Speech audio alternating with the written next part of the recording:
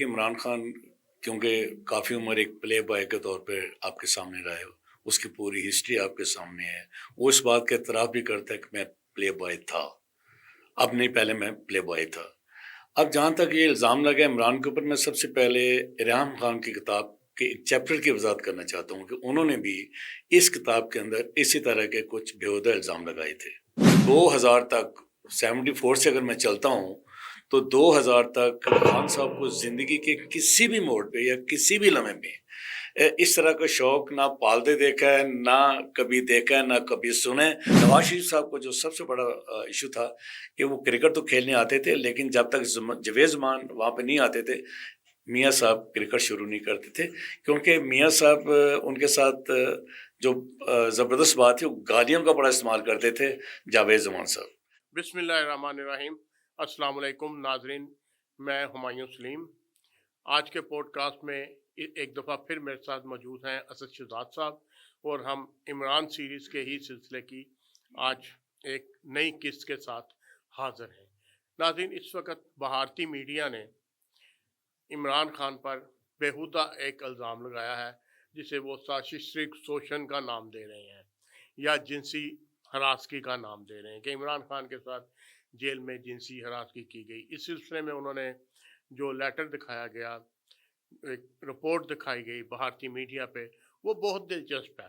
اس میں انہوں نے پاکستان میڈیکل کور کا ایک لیٹر پیڈ دکھایا، حالانکہ اگر انہیں عقل ہوتی تو پاکستان میڈیکل کور کی بجائے وہ کسی ہسپتال کا لیٹر پیڈ نکالتے۔ پاکستان میڈیکل کور کبھی بھی رپورٹ جاری نہیں کرتی، نہ ہی رپورٹ جاری کرنا اس کا کام ہے۔ تو یہ بہرحال ان سے غلطی ہو گئی ہے، جس غلطی کا خمیازہ انہیں بھگتنا پڑ رہا ہے اب۔ لیکن افسوس کی بات ہے کہ ہمارے ہی دوست یوتھی ہے، جنہیں آپ کہیں گے تحریک انصاف کے کارکن، وہ اس الزام کو سچ ثابت کرنے کی کوشش کر رہے ہیں۔ سب نہیں، بہت زیادہ، ان میں سے بہت سے لوگ اس الزام کو سچ ثابت کرنے کی کوشش کر رہے ہیں، حالانکہ میں نہیں سمجھتا کہ اس میں کوئی حقیقت ہو سکتی ہے۔ ابھی آپ اس سلسلے میں ہم اسد شہزاد صاحب سے بات کریں گے۔ اسد صاحب، آپ بڑی دیر عمران خان کے ساتھ رہے، آپ یہ بتائیں کیا عمران خان کو اس قسم کا کوئی شوق ہے تھا؟ بسم اللہ الرحمن الرحیم۔ ہمایوں صاحب، آپ کو یاد ہوگا کہ پوری دنیا کے جتنے بھی لیڈرشپ ہے، جتنے ہیروز ہیں، یہ پبلک پراپرٹی ہوتے ہیں اور ان پہ اس طرح کے الزام عائد ہوتے رہے ہیں۔ آپ امریکہ کو لے لیں، برطانیہ کو لے لیں، آسٹریلیا کو لے لیں، ان کے لیڈروں پر بھی ایسے الزامات لگائے گئے تھے، جنسی ہراسمنٹ کے یا دوسرے الزامات آئے۔ اچھا، سب سے پہلی بات یہ ہے کہ عمران خان کیونکہ کافی عمر ایک پلے بوائے کے طور پہ آپ کے سامنے رہا ہے، اس کی پوری ہسٹری آپ کے سامنے ہے، وہ اس بات کا اعتراف بھی کرتا ہے کہ میں پلے بوائے تھا، اب نہیں، پہلے میں پلے بوائے تھا۔ اب جہاں تک یہ الزام لگا عمران کے اوپر، میں سب سے پہلے ریحان خان کی کتاب کے ایک چیپٹر کی وضاحت کرنا چاہتا ہوں کہ انہوں نے بھی اس کتاب کے اندر اسی طرح کے کچھ بیہودہ الزام لگائے تھے۔ معذرت سے، شاید آپ کو علم ہو کہ وہ کتاب بھی بھارت میں چھپی تھی۔ اچھا، اس میں بھی یہی کہا گیا تھا، لیکن میں آپ کو آج 3-4 چیزیں بتانا چاہتا ہوں۔ پہلی بات یہ ہے کہ عمران خان نے زندگی میں نہ تو کبھی نشہ کیا ہے، نہ اس نے کبھی سگریٹ پی ہے، نہ اس نے کبھی شراب پی ہے، پلے بوائے کی بات نہیں میں کر رہا، نہ اس نے کبھی پرس جیب میں رکھا ہے، نہ کبھی اس نے پان کھایا ہے۔ یہ اس کی چند ایک ایسی چیزیں تھیں جو کہ عمران کے ساتھ شروع سے لے کے اب تک چلتی آ رہی ہیں۔ جہاں تک اس الزام کا تعلق ہے تو 2000 تک 74 سے اگر میں چلتا ہوں تو 2000 تک خان صاحب کو زندگی کے کسی بھی موڑ پہ یا کسی بھی لمحے میں اس طرح کا شوق نہ پالتے دیکھا ہے، نہ کبھی دیکھا ہے، نہ کبھی سنے۔ حالانکہ ڈیورنگ جب چل رہی تھی فنڈنگ، اس فنڈنگ کے دوران سب سے زیادہ جو ینگسٹر تھے، ینگسٹر کلاس تھی، جس میں پہلے بھی بلاگ میں کہا تھا کہ King Edward college, Lahore college, اس کے علاوہ جتنے میڈیکل کالج ہیں، جتنے پرائیویٹ کالج تھے، اس وقت پرائیویٹ کالج کم تھے، تو وہ سارے لڑکے لڑکیاں تو رہتے تھے عمران کے گھر پہ یا تحریک انصاف کے دفتر میں، جہاں جہاں خان صاحب جاتے تھے، لیکن کبھی بھی ہم نے عمران کو کسی لڑکے کو آٹوگراف دیتے تھے دیکھا ہے، لیکن چھوتے نہیں دیکھا۔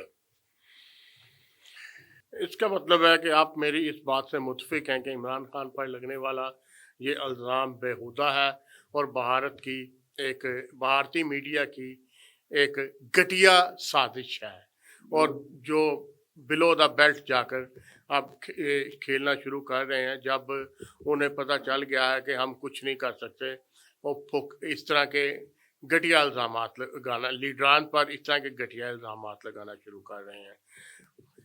नाज़रीन, जितने भी इख्तलाफात हों किसी भी लीडर से, लेकिन इस तरह के इल्ज़ामात लगाना वो दुरुस्त नहीं है।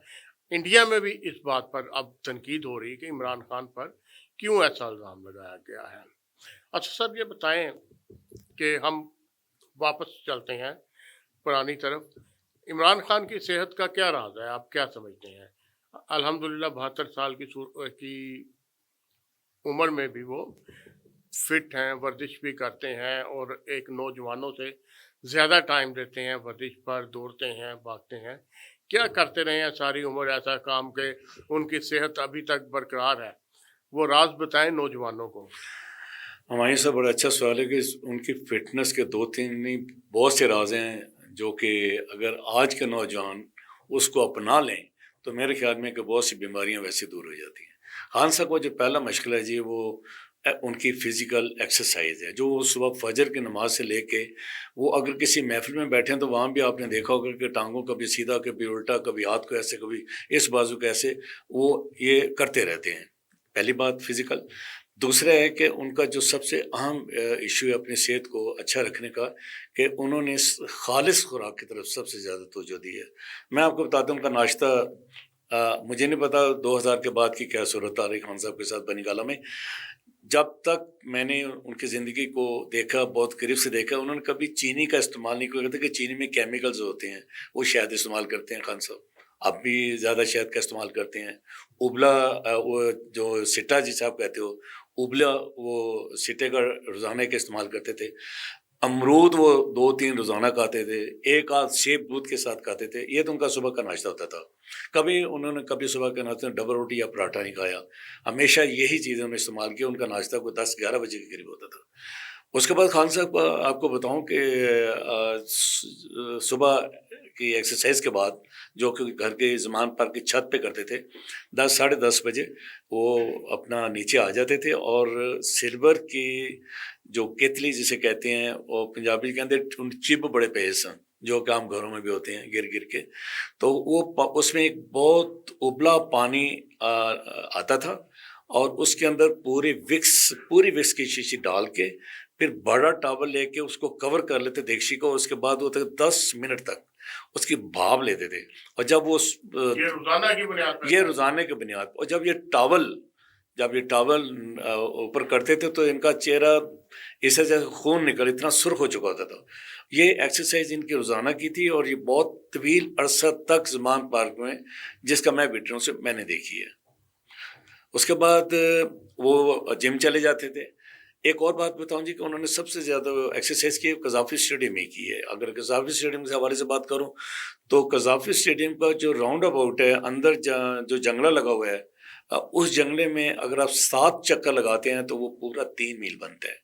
तो खान साहब शदीद गर्मी में, उन्होंने सर्दियों में इतनी एक्सरसाइज नहीं की जितनी शदीद गर्मी में जून जुलाई में वो एक्सरसाइज ज़्यादा करते थे। वहाँ से फिर 7 मील का वहाँ से वो चक्कर लगा के देन उसके बाद 2-2:30 बजे वो जिम खाना आ जाते थे और जिम खाना में अलग उनकी प्रैक्टिस होती थी। ये तकरीबन सुबह से लेकर रात तक। अब वही आप देख लें कि जेल के अंदर क्या कर रहे हैं, अब भी उनके वही मामूलात हैं। चाहे उनको 4 दीवारी मिली है, लेकिन अब भी वो अंदर एक्सरसाइज कर रहे हैं और 73-74 की एज में वो जाने वाले हैं। तो आप देख लें कि उनके फिटनेस का राज क्या है। बहुत अच्छा जी। ये बताइए कि खान साहब को के बारे में कहा जाता है कि उन्हें बाग़े जनाब वाली ग्राउंड बहुत पसंद थी। इसके बारे में क्या कहेंगे आप? बाग़े जनाब की बहुत बड़ी हिस्ट्री है जिम खाना की। और पाकिस्तान का जो पहला टेस्ट वेस्ट इंडीज़ के खिलाफ 57-58 में तो बाग़े जनाब में खेला गया था। उसके अगर आपको तस्वीरें मिल जाएं तो वो देखिएगा। तो खान साहब का ही नहीं बल्कि पाकिस्तान जिम खाना के अंदर जितनी भी बड़ी क्लास थी, और वो जिम खाना क्लब, कहते हैं जिम खाना क्लब थी। जिम खाना क्लब के अंदर जो टीम थी, इमरान खान उस टीम का हिस्सा भी थे اور اسی دوران انہوں نے جتنی بھی پریکٹس کی ہے، خاص کر جب غیر ملکی ٹیمیں آتی تھیں تو قذافی اسٹیڈیم میں کیونکہ رش بہت ہوتا تھا، تھوڑی دیر کے خان صاحب آتے تھے اور اس کے بعد وہ جم خانہ چلے جاتے تھے، اور جم خانہ میں تقریباً کوئی 4-5 لڑکے ایسے تھے جو کہ شروع سے خان صاحب کو فاسٹ بالنگ کی، اسپن بالنگ کی، بیٹنگ کی وہ باقاعدہ ان کو ایکسرسائز کرواتے تھے، اور یہ سلسلہ خان صاحب کے پہلے دن سے لے کے اینڈ تک جم خانہ کے اندر ان کا بہت زیادہ رول رہا۔ نواز شریف صاحب بھی جم خانہ میں ممبر تھے جی خان صاحب، کلب کے؟ جی خان صاحب کے بعد نہیں، یوں تو ویسے پاکستان کی جتنی بڑی کلاس ہے، نہیں میں نواز شریف صاحب، جی میں ادھر ہی آ رہا ہوں، نواز شریف صاحب باقاعدہ جم خانہ کے کلب کے ممبر بھی تھے۔ آپ کو یاد ہوگا کہ پاکستان ڈومیسٹک کرکٹ کا ایک نام تھا جاوید زمان، جو کہ عمران خان کے ایک ہی ماموں تھے، اور جاوید زمان کا گھر بالکل عمران خان کے گھر کے سامنے ہے۔ جاوید زمان کی یہ خوبی یہ تھی کہ ایک تو وہ جم خانہ کلب کے تاحیات چیئرمین بھی تھے، اور جتنے بھی میچز آرگنائز ہوتے تھے وہ ان کی اجازت کے ساتھ ہی ہوتے تھے۔ ڈومیسٹک کمیٹی کے وہ پاکستان کرکٹ کے ڈومیسٹک کرکٹ میں تقریباً کو 30 سال چیئرمین رہے ہیں۔ تو خان صاحب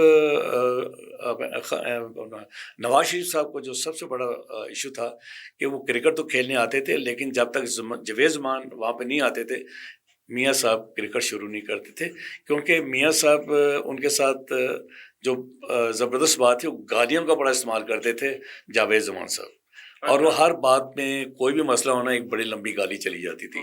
اچھا وہی چیز خان برادری میں ایک اور بات بتاؤں، خان صاحب بہت زیادہ گالی کا استعمال کرتے ہیں، جاوید زمان گالی کا استعمال کرتے ہیں۔ اب ان کے بیٹے ہیں اپنا جاوید زمان صاحب کے، وہ بھی پاکستان فرسٹ کلاس کرکٹ کھیل چکے ہیں، اور یہاں یہ بھی بتاتا چلوں کہ ان کا بیٹا بہت زبردست کرکٹر تھا، پی آئی اے کا کپتان بھی رہا ہے، لیکن خان صاحب نے اس کو کرکٹ ٹیم کا حصہ نہیں بنایا۔ یہ بھی دکھ تھا ان کے اکلوتے ماموں کا۔ بہت شکریہ اسد صاحب، آج کے لیے اتنا ہی۔ ناظرین، آج کا ہم نے ایک خصوصی پروگرام اس لیے کیا ہے کہ عمران خان پر لگنے والے بھارتی میڈیا کے الزام کے بارے میں حقیقت جان سکیں۔ اسد شہزاد صاحب، ایون بھارتی میڈیا اور بہت سے دوسرے لوگ وہ اس کی نفی کر چکے ہیں کہ یہ صرف الزام ہے، ایسی کوئی حقیقت نہیں ہے۔ حتیٰ کہ ریحام خان اور ایک اور خاتون تھی، ان کا نام شاید ذہن میں نہیں آ رہا، انہوں نے بھی یہ الزامات لگائے تھے، لیکن اس پہ بھی آج تک کچھ ثابت نہیں ہو سکا۔ یہ صرف الزام برائے الزام ہے، اور ہم اس کی بھرپور مذمت کرتے ہیں کہ ایسے الزامات دشمنی میں بھی نہیں لگائے جانے چاہیے۔ بہت شکریہ، ہمایوں سلیم کو اجازت دیجیے۔ بہت شکریہ اسد شہزاد صاحب آپ کا، تھینک یو ویری مچ۔